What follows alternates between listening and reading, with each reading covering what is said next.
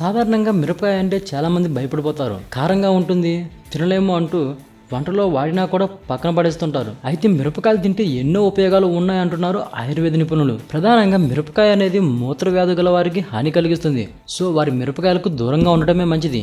మిరపకాయ జీర్ణశక్తిని పెంచుతుంది, అజీర్తిని తొలగిస్తుంది, పక్షవాతాన్ని కూడా తొలగిస్తుంది, రక్తస్రావాన్ని అరికడుతుంది. మిరపకాయ రుచిని కలిగించడమే కాకుండా ఆకలిని వృద్ధిపరుస్తుంది, ఆహారాన్ని పచనం చేసి విరేచనాన్ని కలిగిస్తుంది, కీళ్ళ నొప్పులను కూడా తగ్గిస్తుంది. దెబ్బలు తగిలినప్పుడు కారే రక్తాన్ని కూడా తగ్గించే శక్తి ఈ కారానికి ఉంది. మిరపకాయ గింజలను నువ్వు నూనెతో కాగబెట్టి పూతగా రాస్తుంటే కీళ్ళ నొప్పులు, నడుము నొప్పులు తగ్గుముఖం పడతాయి. ఒక గ్లాసు నీటిలో గులాబీ పూలు, 2 మిరపకాయలు ఉడికించి ఆ నీటిని పొక్కలిస్తే గొంతు నొప్పి తగ్గుదలకు అద్భుతంగా పనిచేస్తుంది. ఒక పావు కేజీ ఆముదంలో 2 ఎండుమిరపకాయలు వేసి మరిగించి చల్లార్చిన తర్వాత కీళ్లకు మర్దన చేసుకుంటే నొప్పులు పూర్తిగా తగ్గిపోతాయి. ఈ నూనెను ఎక్కువగా పూసి రుద్దుతుంటే బొబ్బలెక్కే ప్రమాదం ఉంది.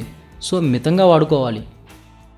ఈ వీడియోపై మీ విలువైన కామెంట్స్ ని మాతో షేర్ చేసుకోండి. అండ్ ఇంకో విషయం, సబ్స్క్రైబ్ చేయడం మర్చిపోకండి.